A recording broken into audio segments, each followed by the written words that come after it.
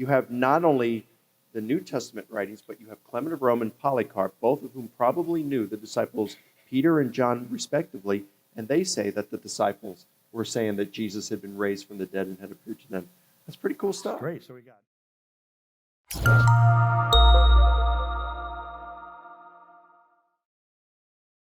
And then, very interesting, outside the Bible, we have some writings by people who themselves were students of the apostles. Tell us about that, because this is very interesting confirmation.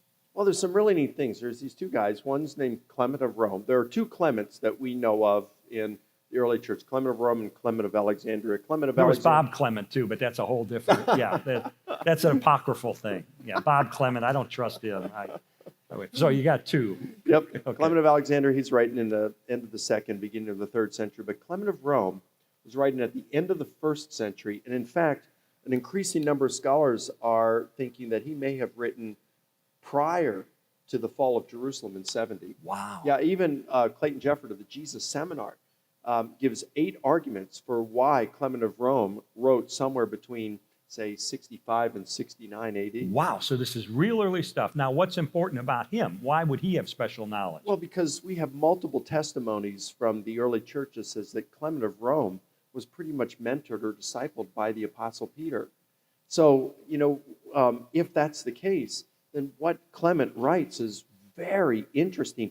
He is as close to Peter, pretty much, as Mark, the Gospel of Mark, who's writing the memoirs of Peter. Wow. And so what's really neat is if Paul, let's say, was teaching heresy, then we would expect Clement of Rome to chide and correct Paul on it. Instead, what we find Clement of Rome saying about Paul, he places him on par with his mentor Peter, and he says that Paul, and I quote, accurately and reliably taught the message of truth. So this is another confirmation that shows what Paul says in Galatians 2, that the disciples had endorsed what he had been teaching.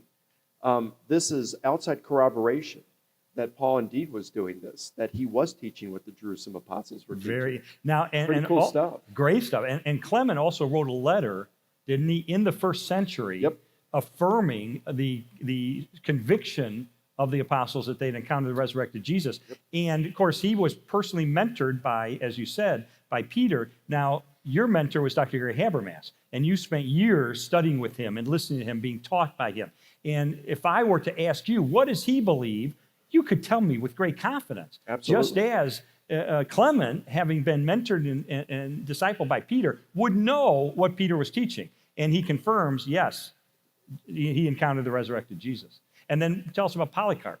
Similar story. Well, Polycarp was probably a disciple of the Apostle John. And he says that he refers to the blessed Paul. He quotes from Paul's writings twice, refers to them as part of the sacred scriptures. Again, that's something you don't do if Paul was teaching heresy. It's precisely the kind of thing you say if Paul was teaching what the Jerusalem apostles were teaching. But he talks about the resurrection of Jesus. And so, you have not only the New Testament writings, but you have Clement of Rome and Polycarp, both of whom probably knew the disciples Peter and John respectively, and they say that the disciples were saying that Jesus had been raised from the dead and had appeared to them. That's pretty cool stuff. Great. So we got